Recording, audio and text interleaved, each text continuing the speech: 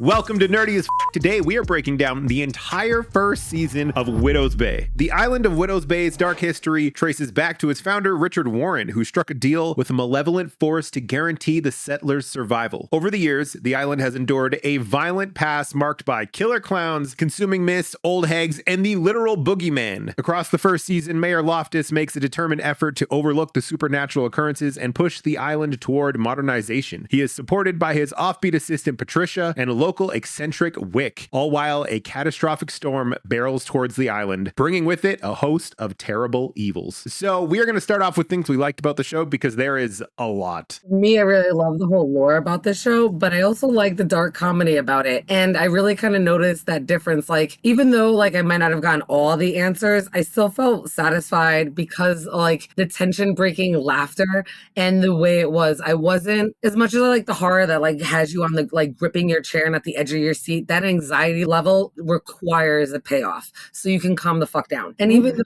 like Widow's Bay like had me like intrigued and there were certain like jump scares or things that did have me on the edge of my seat, by the end of the show or each episode and then by the end of the series, I felt like it had enough, especially since we're going into season 2, that I felt happy and satisfied. And to me, I was perfect with all the little humor they threw in there. I'm really happy and satisfied. And you kind of notice the difference between that and like a show like From. The same kind of premise, this horror and this lore. With Widow's Bay, as long as I'm laughing and there's a couple more questions as we continue on, I'm good because I know everything connects and they're bringing everything back to each other. My favorite part is the comedy and the horror. And also how like each episode kind of had its own theme. You can kind of watch it like just that one episode and it tells like a full story. And also all the characters. There's not one character I don't like. I like every single character. They're all amazing. I agree with both of you. I really like the way they balance horror and comedy in this show is like nothing that I've ever seen. They flow from actually scary scenes to just like they push the horror so far to the point where you start to laugh, even though like 2 seconds before you were like, oh, this is scary as shit. The one that pops into my head all the time automatically is the episode where Trisha is running from the boogeyman. It starts off so tense, and then once she's like actually running from him, there's just a point where it like pushes just past that line, but it's not annoying or overwhelming. It just becomes funny. And with the hag, do you feel like that was the hag episode? So good. It was so tense. Terrified. I was terrified, but then would like die laugh 2 seconds later, but was like genuinely so scared of her. She was so scary. When she like pops up on the chair and he can't move and you're like, holy fuck. And then by the end of that scene, you're laughing. That is sits on his face. Insane. It is so good because I'm the resident film nerd. This show looks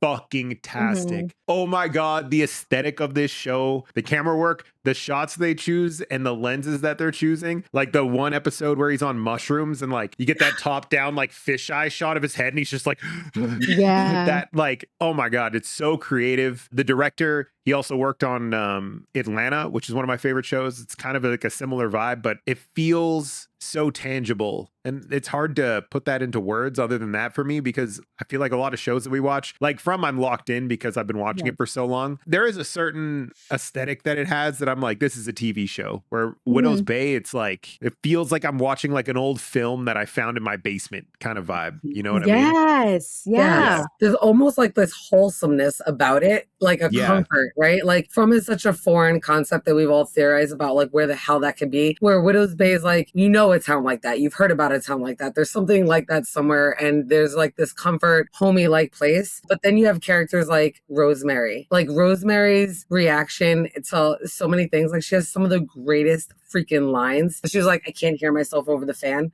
But they turn the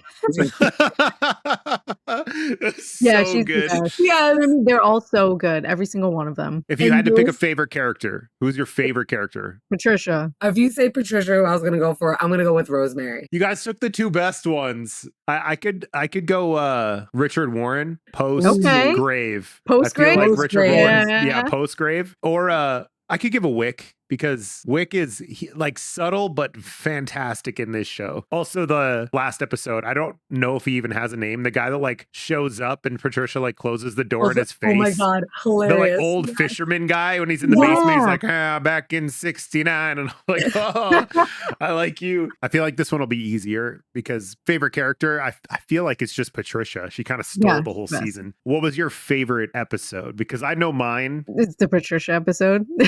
No. mine. actually, I feel like it's not. I'm stuck between Boogeyman and the Old Hag episode. Okay, the Because one right that before shit the was Patricia one. so Okay. good. The first 2 episodes were good, but I feel like Yeah. that episode is when it like started, like when like you start feeling fucking crazy watching Dude, them. when they bring in that girl that he like is going on a date with, that shit Yes. was like so fucking funny and like so well done to build tension. They could have left it vague, but you get that shot of her like going out to the cab and she's like, I don't know what the fuck happened, and like gets in the cab and you're like, no, Tom.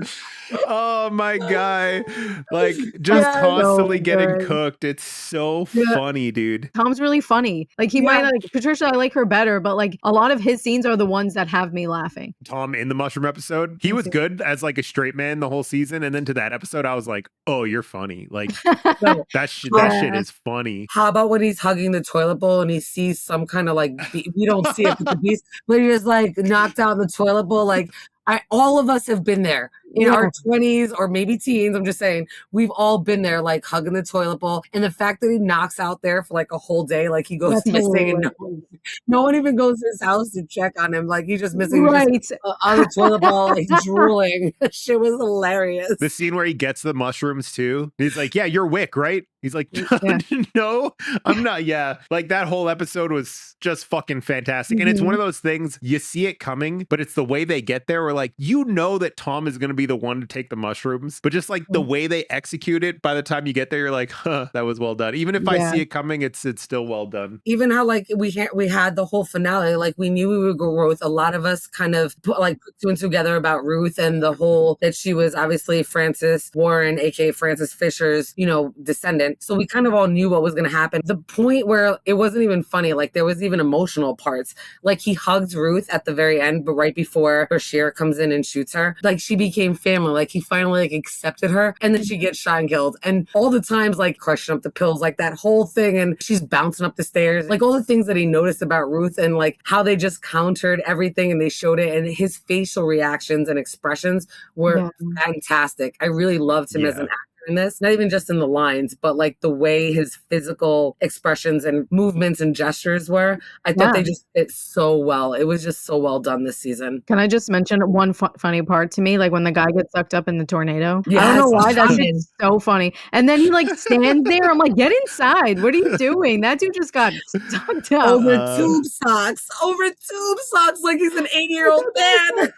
I don't know why. So good. Especially when like the old guy earlier in the episode, he's like, there was a man sucked straight up into a tornado. And I was like, oh, we're going to see that shit. Do you guys think about Tom's wife? I feel like she's still alive. I think she's living, and I mean, he might not even be aware of it, but I just feel like she is. Rules of television, right? If you don't see them dead, that they're just not dead. And it's never failed us. Oh, but wait, if she's a Warren, maybe she's immortal. Yes. Like she's able to keep coming back. Yes. Oh, shit. Do you think she's buried alive the way Richard is buried alive? Because Tom mentioned her funeral twice. Possibly, but I also that would be crazy, thinking that she's like in a secret room somewhere. Also, I'm down for either one. I just don't know if they had a closed casket and didn't really see her body, so she can actually be out there, or is she buried alive like Richard Warren? And that's one of the fates of the Warrens when they, when people have thought that they've been killed, or people from that bloodline have been killed. But like, imagine there's like 2 or 3 bodies in the cemetery that are really fucking just lying, just laying there.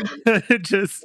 Oh, chilling. That's actually the worst. That's terrible. I wouldn't want that for her, but I could see that happening. But I also feel like she could just be like in a room somewhere, like in that hospital or wherever she was, and that like Evan's gonna find her. Because like I feel like them bringing her up and him finding those photos wasn't for nothing. Cool character building moment, but yeah, I do feel like there's more to it. Now that I'm thinking about it, it'd be pretty funny if like everyone in the office that Tom works with, they each have like their own thing. They're all just not human, or like they have like their own things. We think like Patricia's a witch. Dale gives me Dracula vibes. Yes.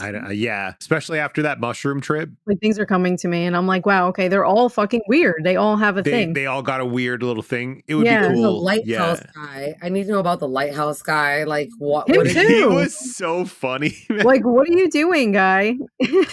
Even Wick, right? And Jerry's husband. Like we finally saw Jerry's husband, and he was like so weird. He's like, wick your old dog. Like knowing that he was like banging out his girlfriend because that was his first love. I'm like the witch trials that Jerry talked about, like the cannibalism. Like I want to know, like it was like a horse that dragged a dead man onto shit. Like all the different headlines, like and all the story. There's so much in that show that they introduced or gave you like a snippet. So this could be a different episode, a different story, a different something. I want to see it all. Yeah, hopes for season 2. I agree with Jen. I want to see it all. I kind of hope that there is another flashback episode somewhere in season 2 because that shit was fan-fucking-tastic. Especially going through the genealogy that Rosemary did. Like there's so many different people that could flash back to in like an episode and then it tie into something going on now. I want more on Patricia and her past and like what happened that night with the boogeyman and stuff. Like I think we are due another Patricia episode because she crushed her episode. We didn't really get to talk about that much. That whole entire thing was a big mind fuck. And I personally loved all the shots of like the little sneaky shots of like when you see in the mirror of their mouths like before it's like introduced that happened, like they snuck it in there a little bit and it's fucking scary. But I loved, she did so good. And those bitches were so mean. We need to see that Grimoire more. And not for nothing, I need that bitch to die. Like she never got killed. Like I'm like the boogeyman just like no. I'm like, can you go back down and kill all those fucking nasty bitches that are mean to Patricia? Just slay them all. But he didn't. And I just need the one girl that was really nasty to her, whatever her name is. I don't even know. I need to see her like killed. You know how like at the end of this episode, Evan and his friends, they go down into the little secret room with the chair. Do you think that it will only take certain people? Yes, I think that nothing came out because there was too many people there and it only needed one. So the minute the other 3 came out and Kenny was there, the door is shut so it can take automatically. He closes the door on him, doesn't he? I thought that was what triggered the thing to come out. Like the other two, the blonde teenager like closes the door and then it locks automatically. And then Evan can't open it again. Yeah. They didn't think it would lock like that. Yeah. Did it close on its own? No. Evan's friend, when they run out, he like turns around and slams the door, I think thinking like, ha ha ha. Yeah, like, to fuck with him. Yeah, but it locks and then Evan can't open it and he's like, what the fuck? Why is it locked? I think that's probably what triggers whatever to come out of the doors is the fact that the door closed. So I think because Evan leaves the door, he goes back in and the door's still open. And I was like, I was kind of waiting for it to like start closing on its own and he would catch it, but it didn't. So I was like, oh, okay. So like someone has to, I think, be like, this is your offering and like close the door. But like based on the film that we saw with what Dale saw, like the For Them, remember he was like, trust me, the guy that's speaking is like, trust me, whatever you've done, that you've caused, there's some transgression, something you've done, you're not innocent and you should just accept this and thank you for your sacrifice. But clearly they usually choose somebody that's done something somehow in their mind kind of deserves this, so they've kind of like stepped off the beaten path. So I thought that the entity kind of like knew that maybe Kenny's done something that we don't know about, like the custodian, like he's always cleaning up, maybe he's stolen things, maybe he's traded secrets about people because he's cleaning things at night